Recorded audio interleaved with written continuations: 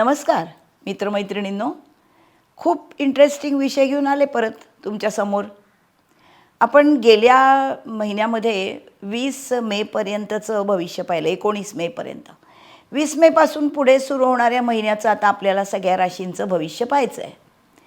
तुम्हा सर्वांना हे माहीत असतं की दर महिन्याला रवी बदलतो, मंगळ, शुक्र, बुध हे सारखे दर महिन्याला बदलत असतात। आणि गुरु 1 वर्षांनी बदलतो, शनी 7.5 असल्यामुळे तुम्हाला माहिती आहे तो 2.5 वर्षांनी बदलतो, राहू केतू 1.5 वर्षांनी बदलतात आणि हे सगळे एका वेळेला तुमच्यावर परिणाम करत असतात। तुमचा चंद्र म्हणजे तुमची रास, ज्या आकड्यामध्ये तुमच्या कुंडलीत चंद्र असं लिहिलेलं असतं ती तुमची रास असते आणि प्रत्येक राशीमध्ये 3 नक्षत्रांची नावं येतातच, एकूण 9 चरण येतात। आपल्याला जेव्हा राशी भविष्य बघायचं आहे तेव्हा मी 1 तारखेपासूनचं घेतलं नाही आहे। मी तुम्हाला राशी भविष्य सांगणार आहे आत्ता 20 मे ते 19 जून। याच्यामध्ये काय दिसतंय तुम्हाला, जास्त मला काय दाखवता येतं आहे तर 15, 16, 17 तारखेच्या मध्येच रवी बदलतो। तर पहिला रवी बदलल्या आणि पुढचा रवी बदलल्यावर हे दोन्ही रवींमधला महिना, ह्या महिन्याचं भविष्य मी तुम्हाला सांगते। त्याच्यामुळे तुमच्या आरोग्यासंबंधीचं भविष्य पण असतं, तुम्ही आयुष्यामध्ये प्रगतीसाठी काय करता, त्यात तुम्हाला कुठला ग्रह मदत करतो हे असतं। आता हे जे आपण भविष्य बघणार आहोत 20 मे ते 19 जून, याच्यामध्ये एक महत्त्वाचा बदल झाला आहे, सगळ्या जगजाहीर झाला आहे। खूप त्याच्यावरती तुम्ही पाहिलं असेल, ऐकलं असेल। 1 जूनला गुरु आहे हा बदलून कर्क राशीमध्ये जातोय, चंद्राच्या त्याच्या मित्राच्या राशीमध्ये जातोय आणि त्याच्यामुळे या महिन्याभराच्या भविष्यामध्ये 20 मे ते 1 जूनच्या 10 दिवसानंतर या गुरुच्या साथीनी पण तुमच्या आयुष्यामध्ये काय काय घटना घडत आहेत आणि त्याच्यात तुम्हाला काय चांगलं आहे, काय तुमच्या मनासारखं आहे हे आपण बघायचं आहे। एका महिन्यामध्ये इकडचं जग तिकडे होण्यासारख्या घटना प्रत्येक माणसाच्या आयुष्यामध्ये तर मुळीच घटत नाहीत। आणि दुसरी गोष्ट अशी असते की आपण जगत असताना पांगुळगाडा करत नाही भविष्यशास्त्राचा। त्यामुळे रोजचा माझा दिवस कसा आहे रोज बघण्यापेक्षा 1 महिनाभरात गोश्वारा मला चांगला आहे ना एवढं बघितलं तरी पुरतं, कारण आपल्या कर्तृत्वावर आपला विश्वास असतो, नाही का। आपण बघूया आता 12 राशींचं भविष्य। माझा चॅनल तुम्ही सबस्क्राईब केलेलाच असेल आणि त्यामुळे आता तुम्हाला नोटिफिकेशन येईल प्रत्येक राशीचं भविष्य कधी आहे आणि तुमच्या राशीचं भविष्य बघून मला कळवा बरं का, तुम्हाला कसं वाटलं। मागच्या महिन्यातल्या भविष्याबद्दल मला अनेकांचे मेल आलेत आणि खूप अभिप्राय आलेत आणि त्याच्यामुळे ह्या वेळेला मी तुम्हाला एक अजून जास्तीची गोष्ट देणार आहे।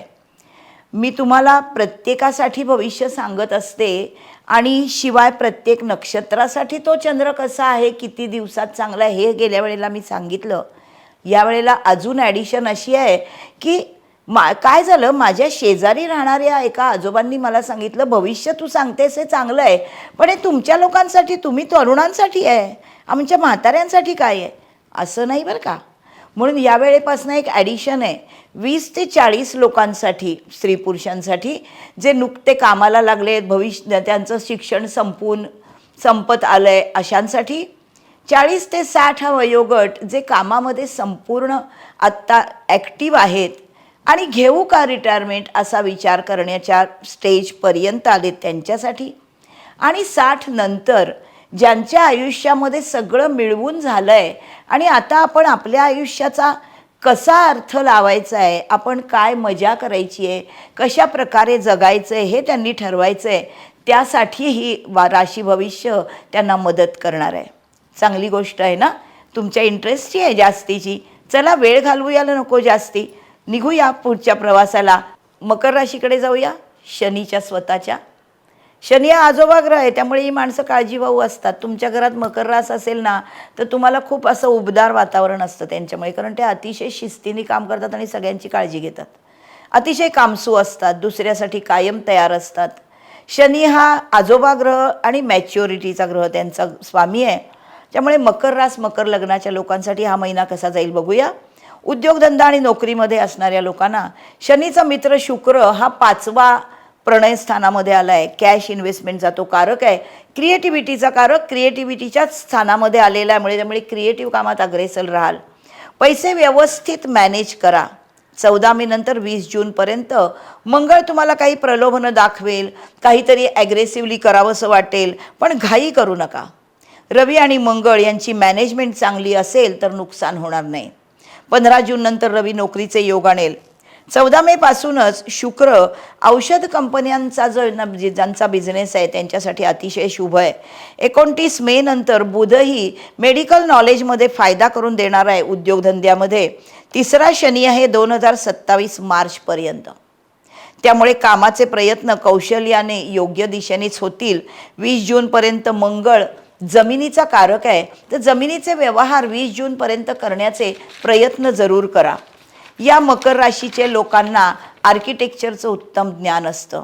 या गृहिणींना पण स्वतःच्या घरातलं सगळी आर्किटेक्चरच्या गोष्टी म्हणजे घरातल्या सजावटीचं त्यांना उत्तम ज्ञान असतं. गृहकलह होणार नाही याची मात्र यांनी काळजी घ्यायला हवी आहे. 20 जूनपर्यंत शनी त्यांना कामात कसूर करू देणार नाही. मित्र, शेजारपाजारी, नातेवाईक यांच्याशी हितसंबंध टिकवण्याचा प्रयत्न करा. 29 मेपर्यंत कोणताही शॉर्टकट बचतीसाठी थोडा अभ्यास केल्याशिवाय करू नका. 6वा गुरु 1 जूनपर्यंत प्रमोशनचे योग आणतोय, पण धनस्थानातला राहू परशाबाबत जास्त आधाशी होत नाही ना, हे तपासा. 8 जून नंतर 6वा शुक्र कलाकारांना चांगल्या संधी आणेल. रवी सरकारी नोकरीमधून चांगली संधी देईल. विद्यार्थ्यांना अभ्यासामध्ये खूप काळ घालवायला पाहिजे, लगेच यश मिळणार नाही.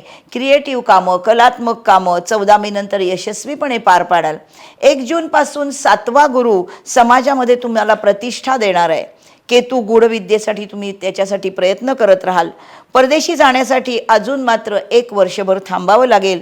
नोव्हेंबर नंतर राहू शिक्षणामध्ये संशोधनाच्या संधी तुम्हाला देईल.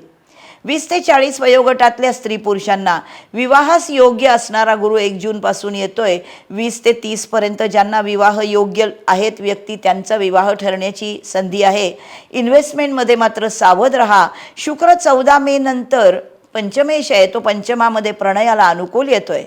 15 जून नंतर रवी नोकरीमध्ये उत्तम काळ देतोय. 29 मे नंतर रवी बुध एकत्र मिळून खूप चांगलं सहकार्य नोकरीमधून तुम्हाला मिळणार आहे, प्रसिद्धी देणार आहे. गुरु सप्तमामध्ये 1 जूनपासून प्रसिद्धीसाठी तयार आहे.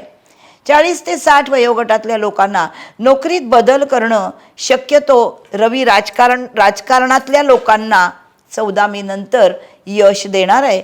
प्रणयोत्सुक जोडप्यांना शुक्र आनंद देणार आहे 8 जूनपासून. 60 नंतर शुक्राचं शुभ आणि एकूणच त्याची मदत अध्यात्माकडे, औषधशास्त्राकडे, कलाविष्कारातून हिलिंगकडे ओढा असं या लोकांना दाखवतोय. नक्षत्रांप्रमाणे चंद्र काय दाखवेल हे वेगवेगळं आपल्याला पाहायचं आहे, पण सर्वसाधारण या मकर राशीच्या लोकांना असा दिवस सगळे थोडे चढ उतार असे आहेत.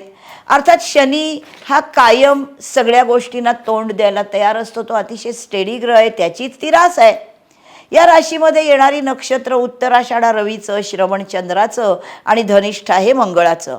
उत्तराषाढा नक्षत्राच्या लोकांना गृहसौख्याचे दिवस आहेत 28 मे आणि 16 जून. थोडा विरोधाला तोंड देऊन यश मिळण्यासाठी आहे 21 मे, 31 मे, 18 जून. 4 जून आणि 5 जूनला आरोग्य चांगलं आणि धनप्राप्ती. श्रवण नक्षत्र चंद्राचं आनंद देणारं नक्षत्र, यांना संघर्षातून यश मिळणार आहे 22 मे आणि 1 जूनला आणि गृहसौख्य मिळणार आहे 29 मे, 30 मे, 9 जून, 17 जून. 4 जून आणि 5 जूनला चांगलं आरोग्य, नशिबाचं पारडं जड असेल आणि चांगली बातमी तुम्हाला मिळेल. धनिष्ठा आहे मंगळाचं नक्षत्र, ज्याचं पखवाज आणि बासरी हे चिन्ह आहे. यांना या धनिष्ठा नक्षत्रातल्या लोकांना संगीताचं ज्ञान असतं, आवड असते. 28 आणि 29 मे आणि 17 जूनला चांगले धनयोग आहेत. 4 जूनला पण अचानक धनलाभ आहे. 5 जून, 6 जून आरोग्यदायी समाधानाचे दिवस आहेत. 21 मे, 31 मे घरामध्ये आनंदाने जातील गृहसौख्याचे दिवस आहेत. एकूण धनप्राप्ती, गृहसौख्य हे चांगलं आहे आणि जिथे कष्ट करावे लागतात तिथे कष्टाला तुमचं कधीच वावडं नाही. त्याच्यामुळे हा महिना छानच जाणार असं दिसतंय, नाही का? माझा चॅनल सबस्क्राईब करा. आपण पुढच्या राशीकडे जाऊया. तोपर्यंत बाय बाय.